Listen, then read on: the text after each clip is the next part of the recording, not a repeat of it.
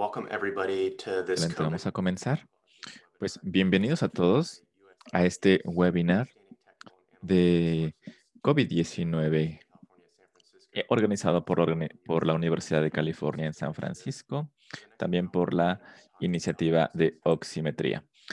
Por la siguiente hora vamos a estar hablando sobre la pulsioximetría, algunas aplicaciones, limitaciones e incertidumbres y ciertas también aspectos prácticos que incluyen las implicaciones en el consumo de oxígeno en diferentes ambientes. Va a haber dos presentaciones posteriores a una sesión de preguntas y respuestas. Voy a presentarlos en un momento. Antes de comenzar, me gustaría pasarle la palabra al doctor George Sivery, que es el líder de la iniciativa de pulsioximetría. Muchas gracias. ¿Me escuchan bien? Sí, todo bien.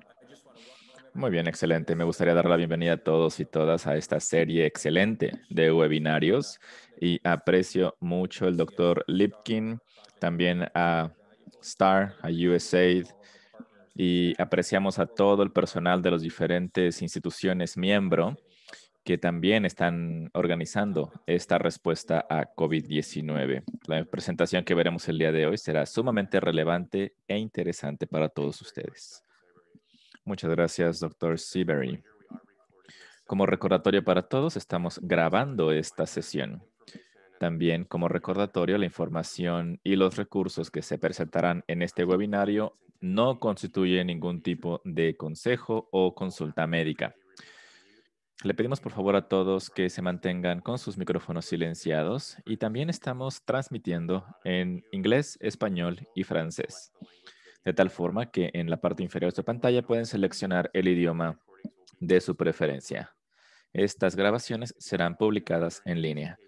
Si tienen alguna pregunta durante la presentación o durante la sesión de preguntas y respuestas, favor de ingresarlas en el icono correspondiente mencionado en pantalla. Como recordatorio, estos webinarios estarán ocurriendo en el segundo y cuarto martes del mes. Le podemos escribir a Lauren Walt o a Michael Lipnick para cualquier información. Finalmente, como recordatorio, algunas de las herramientas y las capacitaciones se pueden encontrar en los portales web que se están incluyendo en esta presentación, incluyendo opencriticalcare.org, al igual que el tablero covid19.org. Todas estas iniciativas han sido apoyadas por USAID y muchos otros socios y hospitales que estarán presentando el día de hoy. Estamos listos para poder escuchar la primera presentación. Voy a presentar a todos los panelistas. Tenemos al doctor Phil Bickler, que es profesor de anestesiología en UCSF. También es un investigador principal de Hypoxia Lab, que ha sido un pionero en el desarrollo de pulsioximetría a nivel mundial, incluyendo los dispositivos no caros y con gran precisión, también con los efectos en diferentes pigmentaciones de la piel. Tenemos también al doctor Wagari Sika, que también que trabaja en la Universidad de Nairobi. Ha hecho mucha investigación en países en desarrollo y también se ha encargado de desarrollar programas de salud y ha estado muy involucrada en el registro de cuidado intensivo en Kenia. Tenemos al doctor Theogene Tuageri Mugabe, también es un consultor en el hospital de Butare en la Universidad de Ruanda. También es un co-investigador del estudio de modificación Kigali, que es un estudio sobre SDRA. Y también sus intereses de investigación incluyen mejorar el cuidado crítico para poder llegar a los estándares internacionales en su país, incluyendo la modificación de SDRA y los estudios relacionados con predicciones de mortalidad en su país y en países de la región. Finalmente, la doctora Beth Ribello, que trabaja en la Universidad de Harvard. Sus intereses de investigación tienen que ver con la predicción de mortalidad en países países en desarrollo, al igual que la epidemiología, las intervenciones y los resultados. Muchísimas gracias a todos los panelistas por estar aquí. Pasaremos la palabra ahora al doctor Philip Bickler. Doctor Bickler, Adelante, por favor.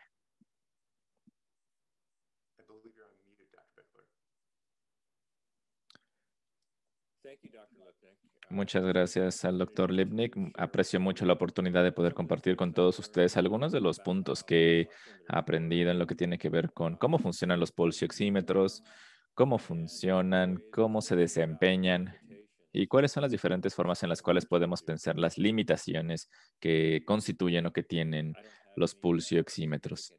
No tengo nada que declarar esta mañana al respecto de ningún conflicto de interés. El mensaje principal que tengo para todos ustedes esta mañana es cómo la pulsioximetría se ha convertido en la herramienta esencial para diagnosticar hipoxemia. Y ese tipo de tecnología, por lo mismo que no es cara y que se puede adquirir de forma muy fácil, ha sido una de las medidas más precisas que en cualquier parte del mundo se han utilizado para encontrar la hipoxemia. Entonces, la tecnología que nos permite tener ese tipo de información ha sido desarrollada hace unos años y estaré hablando sobre cuáles son algunas contraindicaciones inherentes a la tecnología. Y estas limitaciones son extremadamente importantes para poder apreciar en grupos como estos que trabajan para diseminar o comunicar la tecnología en todo el planeta, particularmente en los laboratorios de investigación. Así que empecemos con los conceptos básicos. ¿Qué es lo que hacen los pulsioxímetros? Bueno, los pulsioxímetros miden la saturación de oxígeno y de hemoglobina en sangre. Entonces, básicamente se trata de un porcentaje de la hemoglobina disponible que se encuentra en la hemoglobina total. Es diferente a la saturación funcional, por ejemplo, de oxígeno. Y hay terminología bastante relacionada que es los pulsioxímetros. Y la tecnología se ha expandido para poder medir, por ejemplo, hemoglobina, también dióxido de carbono y otro tipo de contenido en sangre. La configuración típica de los pulsioxímetros y que muestran en pantalla es lo siguiente. Muestran medidas más allá de solamente la saturación fraccional de la sangre. También entregan información al respecto del pulso como tal. Y especialmente aquellos que se pueden encontrar en ambientes hospitalarios, nos dan también información sobre la calidad de la señal. Y la señal de pulso que se obtiene se conoce como el fotopletismograma. Y esto proporciona un índice de profusión en esa región del cuerpo en donde se coloca el medidor del pulso oxímetro y también la disponibilidad en la profusión. Este índice nos permite detectar de forma muy fácilmente o de forma muy conveniente cuál es el estatus del volumen de oxígeno en sangre. El historial de la medición del oxígeno en el cuerpo humano es sumamente interesante.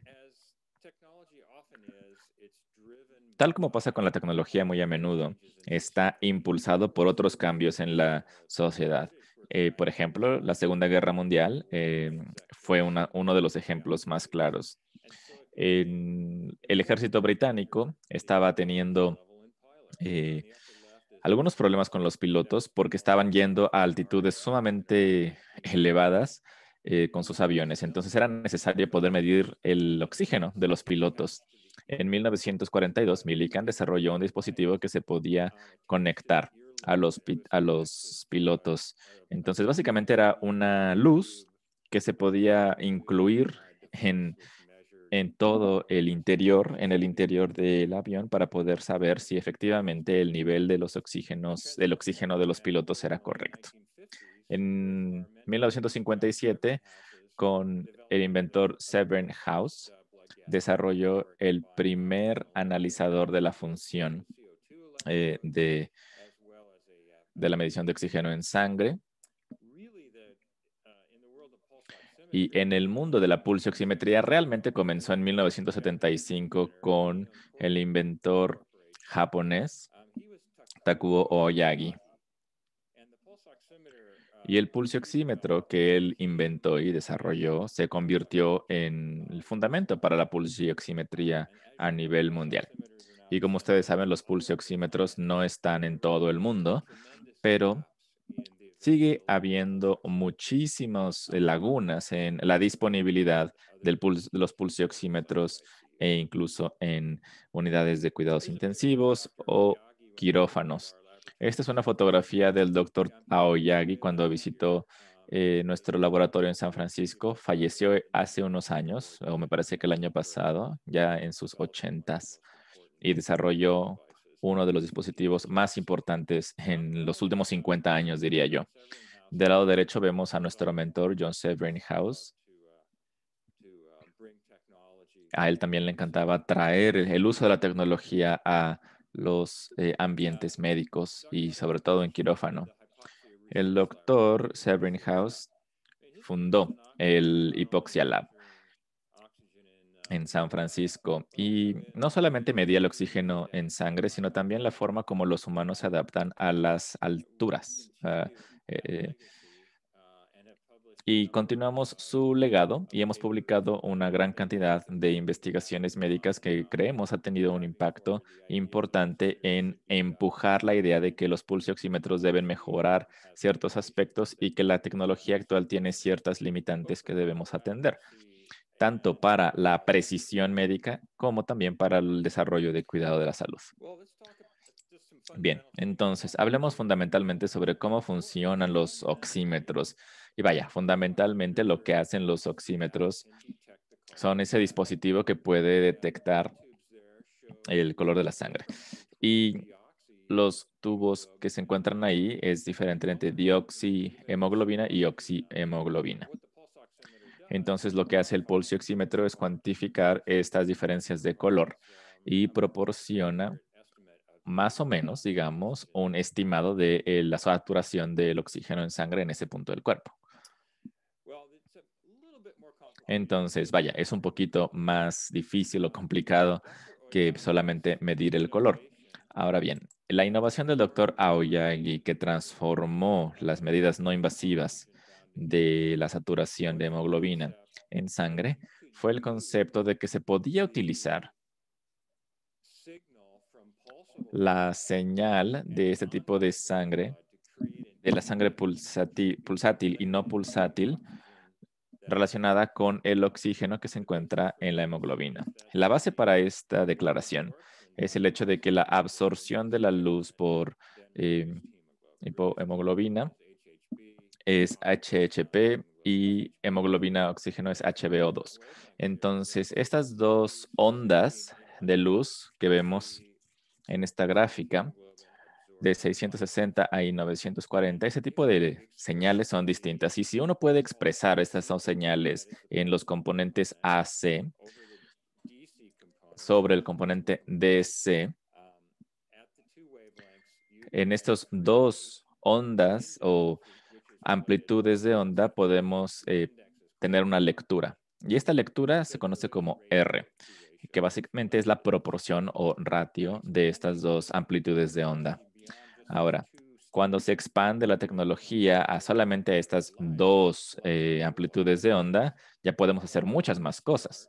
Entonces, en esta gráfica, por ejemplo, podemos ver el espectro de absorbentes de hemoglobina. Entonces, podemos medir hemoglobina reducida, carboxihemoglobina.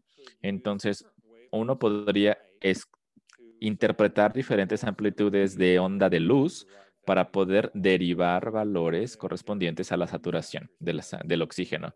Y esto nos puede decir mucho más. Y ha habido varios estudios que están tratando de incorporar desde 8 hasta 10 diferentes amplitudes de onda de luz para poder incluir un espectrofotómetro que puede simplemente colocarse en el dedo y tener una lectura tan amplia.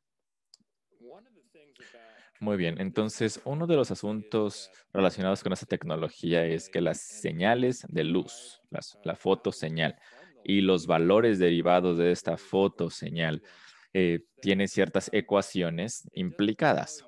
Y esto no nos dice un número absoluto para la saturación. Lo que se tiene que hacer aquí es una calibración in vivo. Y a pesar de muchos desarrollos de diferentes modelos de la sangre humana, en 2021 sigue siendo importante hacer ese tipo de pruebas en humanos vivos, presencialmente, retirar sangre para poder hacer la medida del oxígeno en sangre y compararlo con el valor de los pulsioxímetros. Entonces, los pulsioxímetros tendrán que ser calibrados a partir de ahí para poder reflejar de forma precisa la saturación de oxígeno. Ahora bien, en la práctica, la relación que existe entre lo que dice el pulsioxímetro y la saturación real varía en cantidades conocidas. Esto incluye la calidad de los ópticos, es decir, la calidad de los LEDs que producen los colores correspondientes en esa medición. También la disposición física del sensor y el material. Esto es importante también. Y un factor del cual voy a estar hablando un poquito más adelante tiene que ver con el pigmento de la piel. La melanina puede interferir con las mediciones correctas de oxígeno en sangre, así que también tiene una variación importante y puede llegar a ser una preocupación de precisión. Hace un momento mencioné que los pulsioxímetros tienen que tener una calibración final en estudios con humanos hipóxicos. Así que hemos desarrollado técnicas para poder crear niveles estables de niveles muy profundos de hipoxemia en sujetos que tienen, por ejemplo, ese tipo de nivel con 10 muestras de sangre distintas. Y estas técnicas se han estado utilizando de forma segura durante muchos años ya. Y me puedo pasar toda mi presentación hablando sobre los efectos de la hipoxia en humanos, más allá de los pulsioxímetros, pero los estudios que hemos hecho hasta el momento, hemos participado, hemos tenido más de 7,000 participantes, así que tenemos estos individuos con hipoxemia profunda y los estudios demuestran que esos estudios son sumamente seguros y que proporcionan una forma muy valiosa de poder desarrollar una precisión mayor en los pulsioxímetros. Y la información de estos estudios ha sido sumamente útil para todos nosotros en la descripción de qué es lo que ocurre con la hipoxia durante la enfermedad de COVID-19. Este es un diagrama de un ambiente de laboratorio. Tenemos al sujeto respirando en una pieza bucal y esto reduce la cantidad de aire que se respira, agrega dióxido de carbono y aumenta el nivel de dióxido de carbono en cada respiración. Entonces, estamos regulando la cantidad de aire y dióxido de carbono que va entrando al cuerpo humano. Tenemos un regulador también para calcular la saturación en ese tipo de sangre que se está tomando la muestra. Y podemos alcanzar niveles deseados utilizando esta técnica para hacer las pruebas. Y se puede hacer esto, todavía más importante, de forma estable.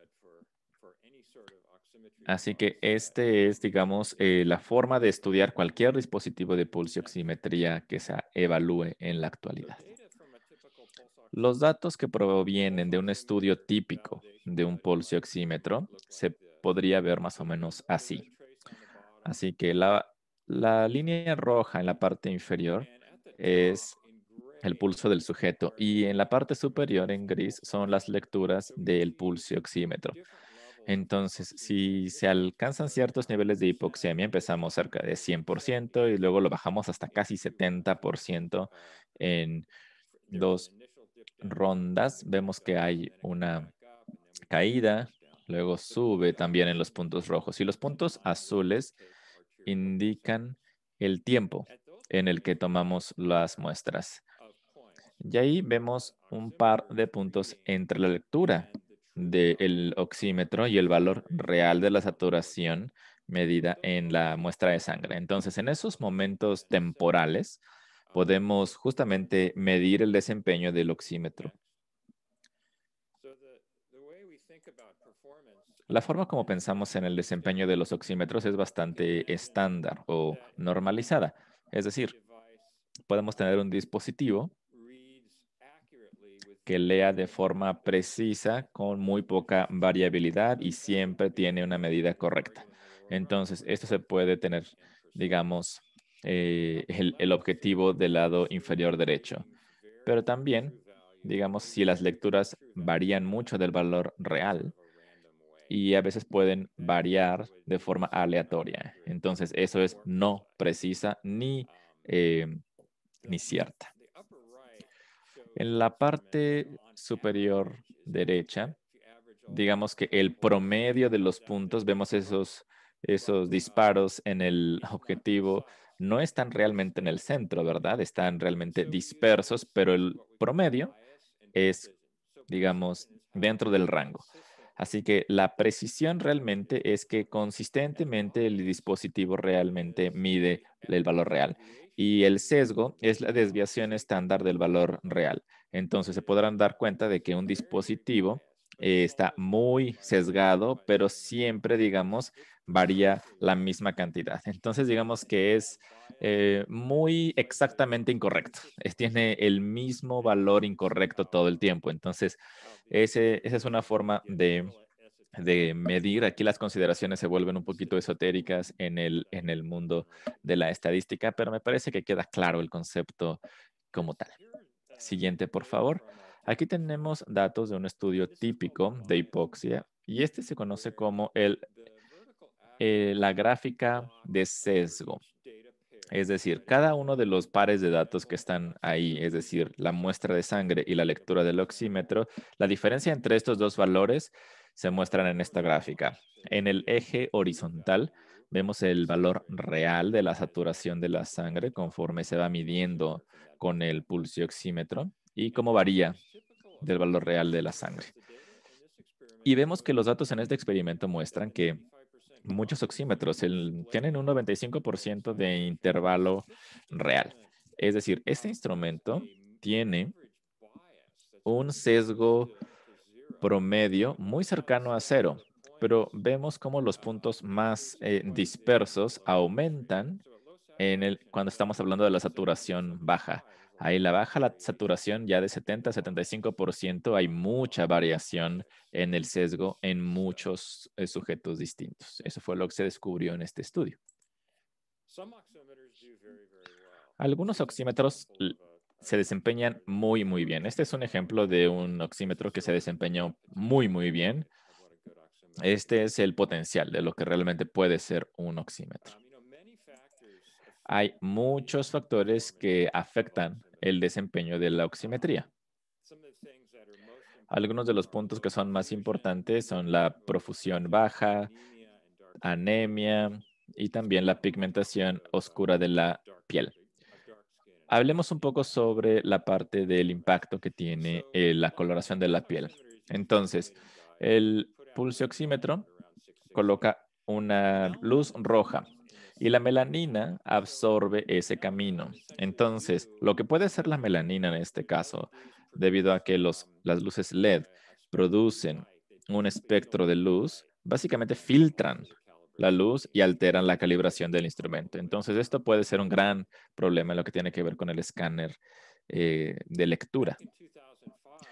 En 2005 fuimos uno de los primeros institutos en reconocer esto. Estos son datos del sistema de anestesiología que reconoció sujetos con pigmentación más oscura de la piel. Veíamos que no reconocíamos la hipoxemia debido a esta situación con la pigmentación de piel. Entonces tuvimos a la hora de modificar estos valores éxito promedio. Y en la publicación de New England Journal of Medicine salió esta publicación que muestra que la Universidad de Michigan, los pacientes con una pigmentación, no sujetos, sino pacientes con ese tipo de pigmentación, las lecturas de oxímetro frecuentemente eran muy bajas y podían ver una diferencia entre la saturación real del oxígeno en sangre con lo que se medía en los pulsioxímetros. Entonces, en la siguiente diapositiva puedo hablar un poquito más a detalle de este estudio. Entonces, en el lado izquierdo muestra a los pacientes en la clínica, ¿no? Hay algo que está ocurriendo ahí. Y del lado derecho son los datos de los laboratorios, utilizando los métodos que ya expliqué. No vemos el mismo problema. Vemos la misma dirección en el que los pulsioxímetros están leyendo muy alto en los sujetos con piel más oscura, pero no vemos los puntos tan dispersos. Entonces, ¿qué es lo que está ocurriendo con los ambientes clínicos identificando ese tipo de sesgo? ¿Qué factores con base en raza nos muestra este tipo de información? Pudiera ser baja profusión, podría ser una enfermedad conjunta, etcétera. Entonces, estamos trabajando de forma activa en esto. Como ya mencioné, tenemos un historial bastante mezclado de éxitos midiendo la precisión de los oxímetros. Otros factores que pudieran también afectar el desempeño es el movimiento. Entonces, tenemos protocolos de prueba de movimiento y anemia. El dispositivo de la derecha es algo que el doctor Lipnick construyó para poder modelar anemia. Y estos son parte de los estudios que se están haciendo en nuestros laboratorios. Siguiente diapositiva, por favor. Entonces, el tema de cuánto cuestan los oxímetros es una pregunta muy, muy importante, ¿no? Ahora se han estado utilizando en la pandemia de COVID muy a menudo y se encuentran en algunos ambientes de forma bastante leve. Muchos de estos oxímetros que están disponibles en venta tienen serias limitaciones. Michael Lipnick hizo un estudio hace unos años y que se publicó en este Journal de Medicina y la atención que generó fue porque empezó la pandemia de COVID-19 y realmente todo eso dirigió la atención a este estudio. Así que buen trabajo a Michael Lipnick por esta investigación y tan oportuna. Y ahora vemos que estos dispositivos se encuentran en todos lados. Entonces, me gustaría concluir mi presentación diciendo que tenemos mucho trabajo que hacer todavía. Sabemos cómo mejorar los pulsioxímetros.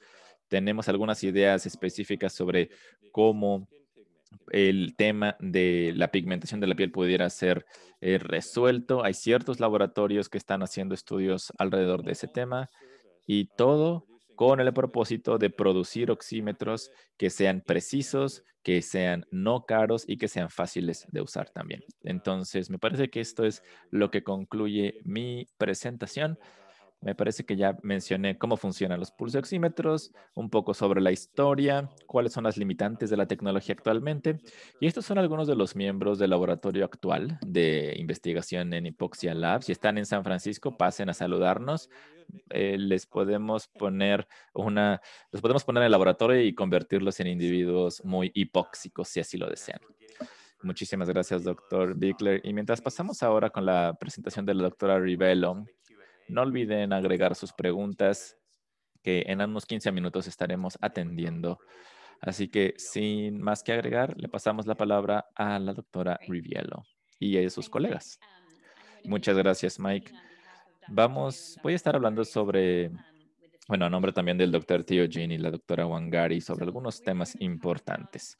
Entonces, vamos a estar hablando sobre la función de la pulsioximetría en manejar o administrar el síndrome de dificultad respiratoria aguda o SDRA. Vamos a estar hablando sobre cuáles son los objetivos o metas de saturación de oxígeno, cuáles son los mejores objetivos para cada paciente y por población. Y estaremos hablando sobre la pulsioximetría intermitente y continua.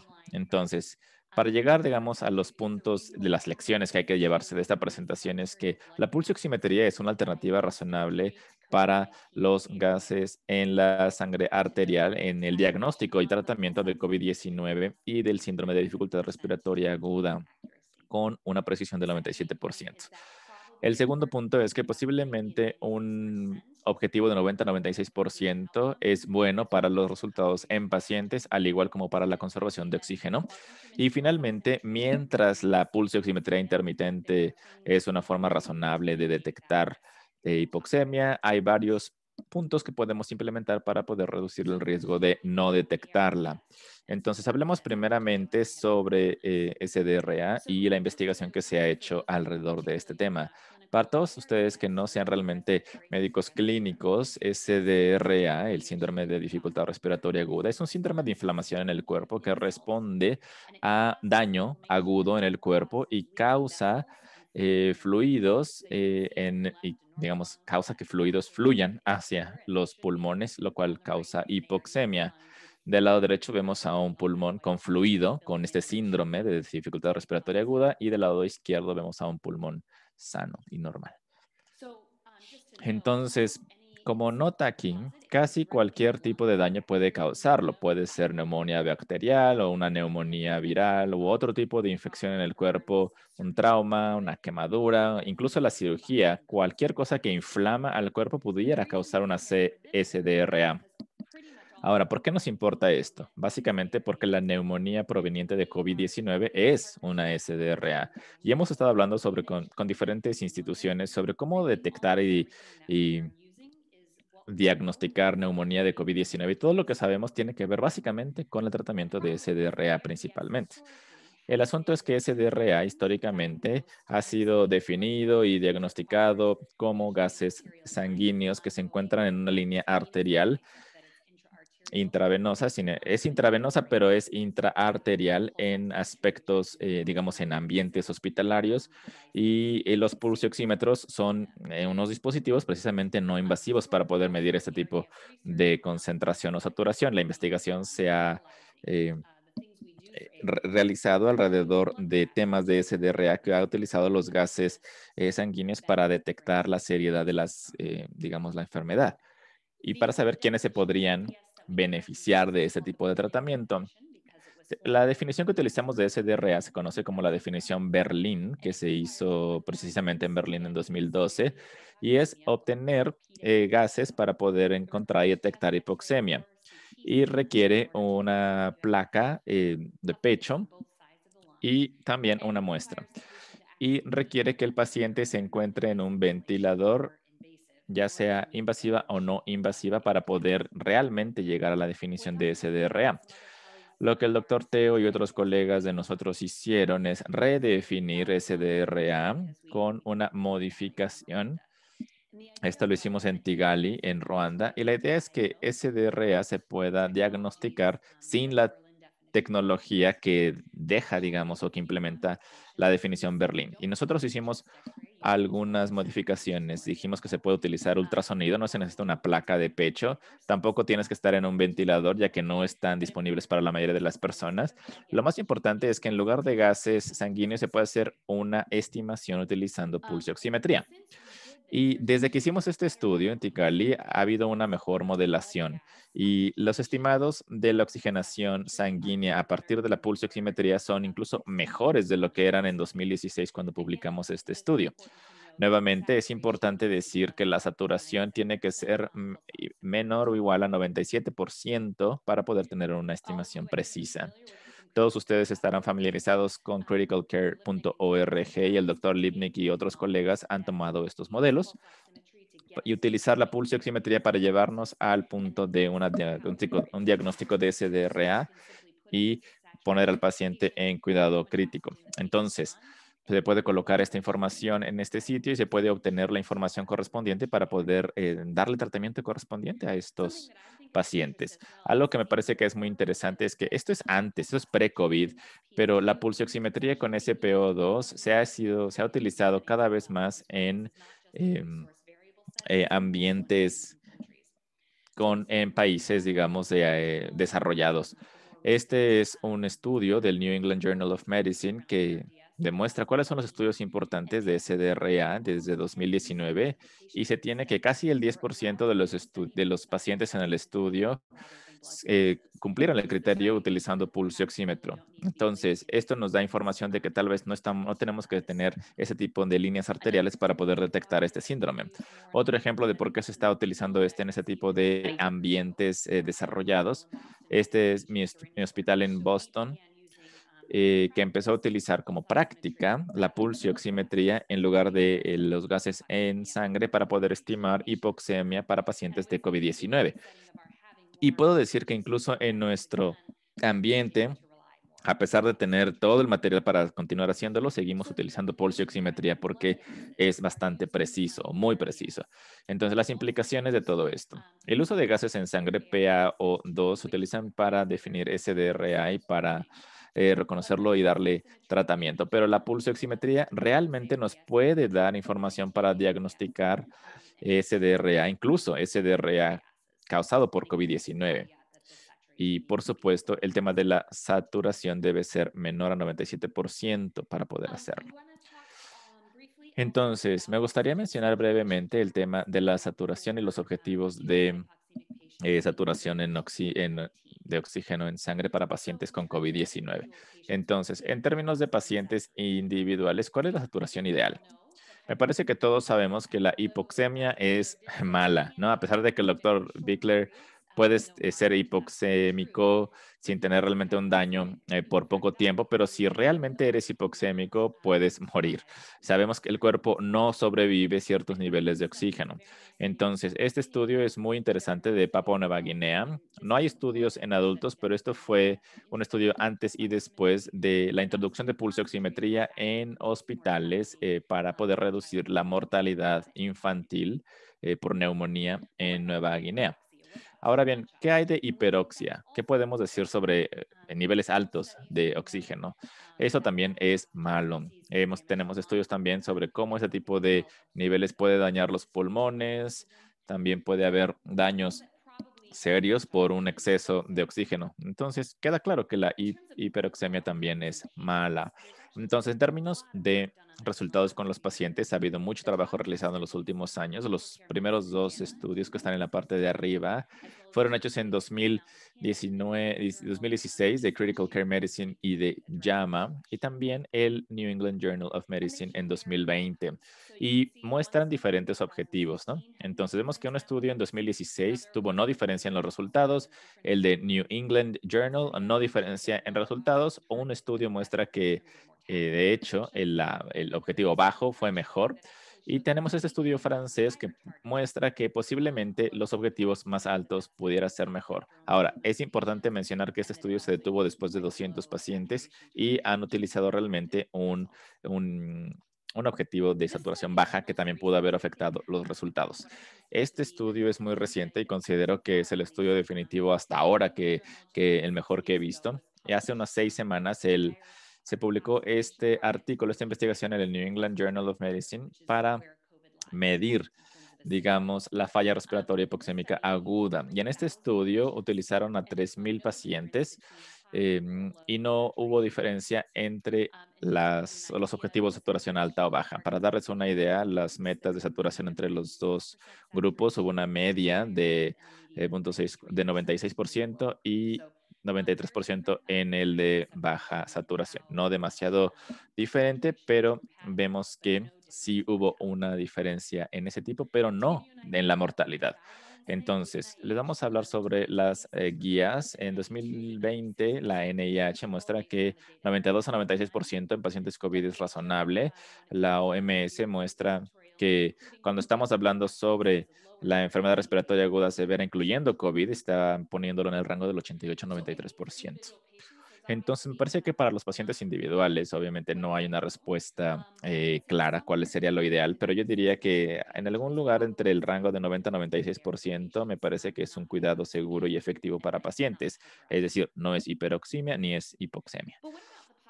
Ahora, ¿qué podríamos decir de la población? ¿Qué pasa con los diferentes ambientes que no tienen los suficientes recursos? Es decir, que se les puede acabar el oxígeno. ¿Hay algo que podemos hacer para conservar el oxígeno para la mayoría de los pacientes posible en aquellas áreas en donde no hay los suficientes recursos? Entonces, esa es una excelente pregunta que el doctor Tori y yo en nuestro grupo realmente han estado estudiando en Ruanda.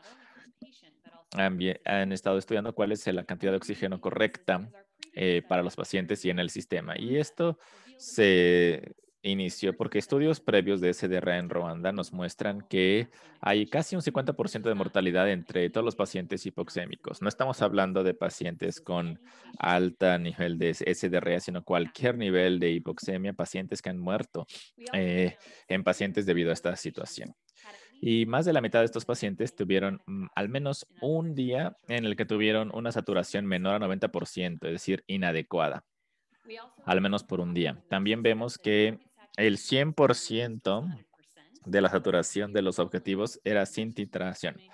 Entonces, también supimos que faltaba oxígeno en hospitales. Así que la teoría aquí es que si pudiéramos tener una saturación más baja, tal vez habría menos, digamos, faltas de oxígeno y se pudiera dar el cuidado correspondiente. Entonces, aquí estamos viendo el hospital de Tikali. Así se ve en las zonas de cuidado. Y esta es la planta PSA. Había solamente una planta produciendo 70 cilindros al día y en general, el hospital tenía capacidad para 50.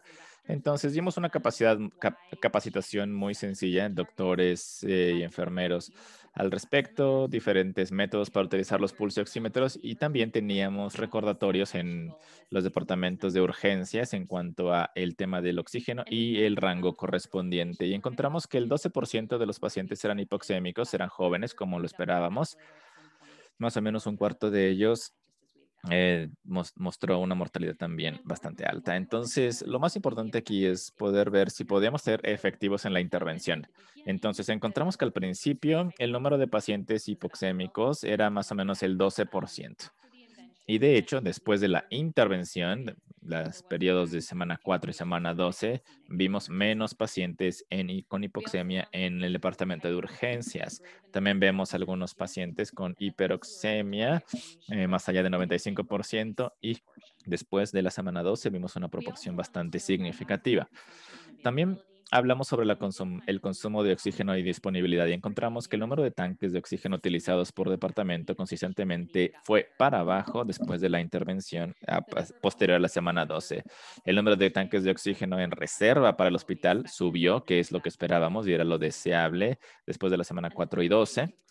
Y el número de días con faltas de oxígeno crítico, vimos que en la semana 12 hubo una subida, pero en esa semana 12 realmente es un periodo de un mes y en una de estas semanas la planta PSA no estaba funcionando. Entonces, incluso en una semana en la que la planta simplemente no funcionó, hubo una caída en este nivel. Las implicaciones de todo esto es que para los resultados de los pacientes, si tenemos los objetivos de oxígeno de 90-96%, es bueno para los pacientes. Y en los ambientes con poco oxígeno es bueno tener ese tipo de rango de oxígeno para poder saber y asegurar que el oxígeno se encuentra disponible para la mayor cantidad de pacientes posible. Finalmente, me gustaría hablar sobre la pulsioximetría continua e intermitente y brevemente déjenme mencionar que lo ideal es medir todo el tiempo el volumen de sangre y por supuesto se pudiera perder en un periodo de hipoxemia si es intermitente. Entonces, lo que se puede utilizar en algunos lugares, en los cuidados intensivos, se puede, digamos, utilizar de forma continua, pero realmente en las salas donde se encuentran los pacientes no se puede medir de forma continua. Entonces, ¿qué se puede hacer para mitigar el riesgo de hipoxemia? Bueno, establecer o reducir los intervalos de monitoreo, es decir, que cada 4 horas o en cada turno de las enfermeras haya una medición. También se tiene que tener un mecanismo de gráficas que funcione bien, es decir, que haya un lugar para saturación, pero algunas de esas gráficas no tienen lugar para registrar el volumen de oxígeno en sangre de los pacientes. Entonces es importante también modificar estos gráficos si es necesario. Y también me gustaría mencionar que tal vez uno quisiera tener metas un poco más altas de saturación, porque al menos de esta forma podemos reducir el riesgo de hipoxemia si empezamos con un intervalo más alto, ¿no? Entonces estamos hablando de tal vez en lugar de 92, que suba a 96%. Entonces, estos son algunos de los puntos que mencionamos en términos de pulsioximetría. Y las lecciones nuevamente son estas, ¿no?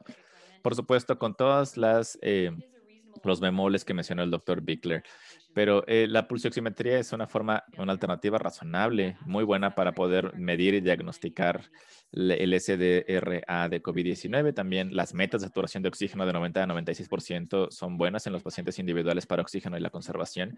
Y también el monitoreo de la oximetría de pulso intermitente es una forma razonable para poder tener diferentes sistemas en marcha para poder saber que la saturación de los pacientes se está midiendo de forma correspondiente en un intervalo razonable. Esto es todo por mí. Muchas gracias. Muchas gracias a la doctora Rivielo. Entonces, vamos ahora a pasar a la parte de preguntas y respuestas de las presentaciones. Así que muchísimas gracias por su atención y pueden agregar sus preguntas en el chat de preguntas y respuestas y empezaremos a darle atención a esto. Entonces, la primera pregunta. Me parece que varios de los panelistas les gustaría reaccionar a esto. Entonces, como clínico que está cuidando a este tipo de pacientes con una pigmentación alta, ¿qué lecciones podemos llevarnos a la luz de los datos que ustedes han presentado desde 2005? Doctor Bickler, tal vez a usted le gustaría empezar con esto y después podemos hablar con los siguientes doctores. Claro que sí. Incluso los mejores pulsioxímetros en el mundo actualmente leen un poco más alto en pacientes con una pigmentación de piel más oscura. La cantidad o el rango de error es relativamente bajo. En saturaciones más bajas, ese error crece. Entonces, los doctores en clínica deben entender que este pudiera ser un factor de error, especialmente en pacientes con piel oscura. Entonces, lo más importante con el desempeño del pulsioxímetro es la profusión. Uno se tiene que asegurar, o al menos hay que hacer el mayor esfuerzo de obtener una señal buena o asegurarnos de que es una buena señal. Si tenemos un paciente cuyo estatus de oxígeno es incierto, tal vez queremos limitar el movimiento, queremos eh, calentar el dedo y finalmente observar el desempeño de este dispositivo durante un periodo de tiempo amplio.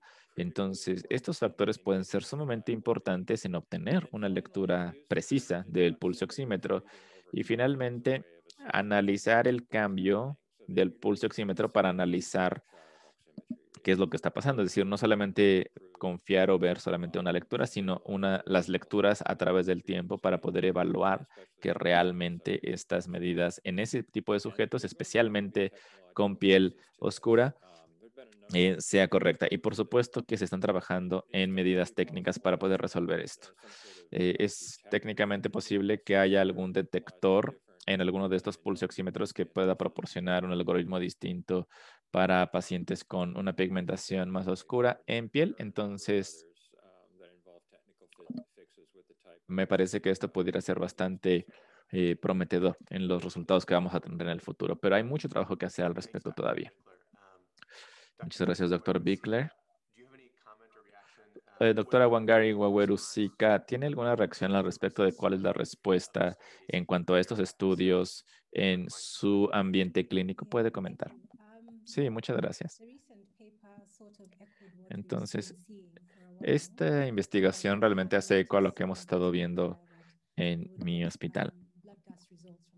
Cuando vemos resultados bajos de oxígeno en algunos pacientes y a veces es menor de lo que sugiere el pulso oxímetro. Y en ocasiones tratamos de resolver el problema para ver si es algo con el dispositivo. Entonces, lo que sugiere este estudio es que lo que estamos viendo no necesariamente es un error en el muestreo, sino que tiene que ver con la pigmentación de la piel. Entonces, me gusta la sugerencia de poder tomar en cuenta la profusión. Eso es algo muy importante y tomar todas las medidas correspondientes para asegurar una lectura más precisa. Entonces, esto es importante para poder saber cuál es la diferencia entre las mediciones. Y también debemos mencionar que tenemos también un espectro muy amplio en la pigmentación de piel, es decir, hay pigmentación negra, hay pigmentación más clara, pero también oscura. Entonces, esto también, digamos que levanta un punto interesante de análisis y de estudios antes de poder tener una respuesta final. Pero por supuesto tenemos que saber que los pacientes con saturación alta son con los que podemos tener una mejor lectura por ahora. Muchas gracias, doctora Wangari. ¿Alguien más de los panelistas le gustaría agregar algo antes de continuar? Muy bien.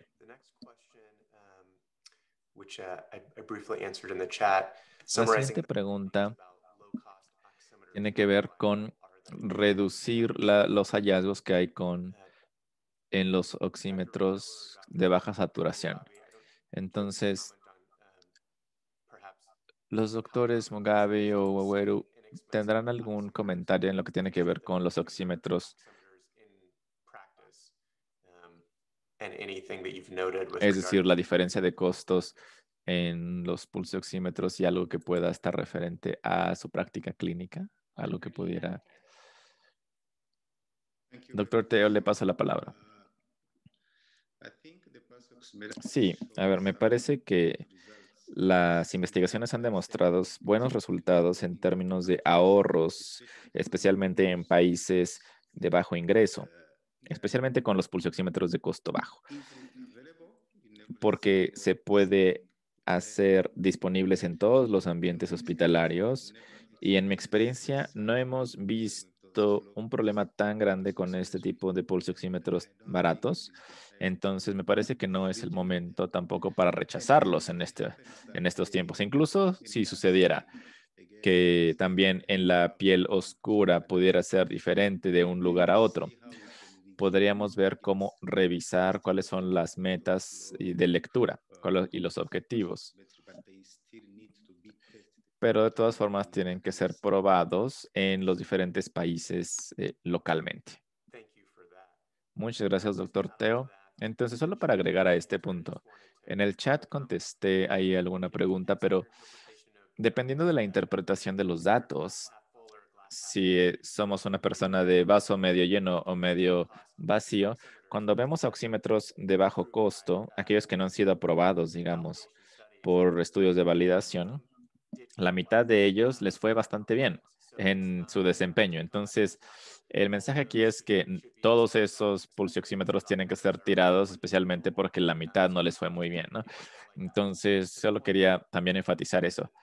Y en lo que tiene que ver con la pregunta sobre qué tan confiables son o precisos, em, la precisión para poder tener una aprobación de algún organismo gubernamental o regulatorio es de 3% en cualquiera de las direcciones, positiva o negativa. Entonces, si no cumples ese 3% o ya eres 4%, entonces técnicamente no se podría utilizar. Pero ¿significa eso que no es útil clínicamente hablando? Posiblemente no, especialmente viendo cuáles son las tendencias en la actualidad. Si a lo mejor es 76% y mientras en realidad era 80, 8%, bueno, ahí sí 4 puntos del otro lado de la, digamos, de la ecuación. Y me gustaría aquí mencionar que lo que dice el doctor Teo es muy cierto. Allá hay que estar al tanto de que existen ese tipo de diferencias, pero no queremos caer en el error de, en nuestro intento por cumplir con ese estudio, dejar de utilizar otro tipo de oxímetros que realmente pueden ser útiles en ambientes clínicos. Eh, Doctor Bickler, ¿quiere agregar algo? Me parece que el punto del doctor Teo de no tirar, digamos, como decimos en inglés, tirar al bebé junto con la tina de baño, es que en el contexto de la pandemia queremos impulsar el uso de los oxímetros de forma muy amplia, ¿no? Entonces, el mensaje aquí que realmente nos debemos llevar es que la oximetría importa y es útil y debe ser una parte de cuidado primario y las preocupaciones con respecto al desempeño debe ser una nota al pie comparado con lo que los pulsioxímetros en general y de forma más amplia en la práctica clínica nos pueden proporcionar. Muchas gracias, doctor Bickler. Una pregunta adicional aquí. ¿Les parece que debido a la era COVID, los pulsoxímetros no caros están ahora utilizando como en casa como un termómetro o un monitor de presión sanguínea? Bueno, recientemente la OMS recomendó que un pulso oxímetro se implemente como parte de un botiquín básico. Entonces, me gustaría pasar la palabra a alguien de los panelistas en cuanto a cómo utilizar esto en la práctica o, digamos, puntos generales del uso del pulso oxímetro en un ambiente de hogar. Me gustaría comentar al respecto. Me parece que es muy, muy importante sugerir esto de parte de la OMS, especialmente en áreas que están experimentando un diluvio de pacientes hipoxémicos. Es decir, los pacientes no pueden acomodar a tantos, los hospitales no pueden acomodar a tantos pacientes con ese tipo de fallas. Entonces, me parece que tener un pulso oxímetro disponible en casa es una medida de salud pública muy, muy importante. Como decíamos, los pulsoxímetros se están convirtiendo en algo mucho más disponible en la actualidad.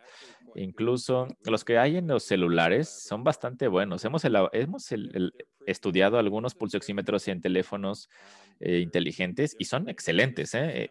Si se usan de forma correcta, el software de Samsung, por ejemplo, no funciona muy bien, pero el pulso oxímetro que está en los dispositivos de otras empresas es muy, muy bueno y es una gran mejora. Entonces, la pulsioximetría con base en teléfonos inteligentes me parece que es un desarrollo médico importante también. Doctor Teo, ¿le gustaría mencionar algo? Sí, me parece que esa es una excelente idea porque me parece que la semana pasada, de hecho, vimos a dos pacientes con COVID-19 que parecía que estaban bien, pero cuando les pusimos el pulso oxímetro, su saturación era por debajo de 70%. Entonces, ese tipo de pacientes pudieran deteriorar su condición médica muy rápido si no se tuviera esta información. Entonces,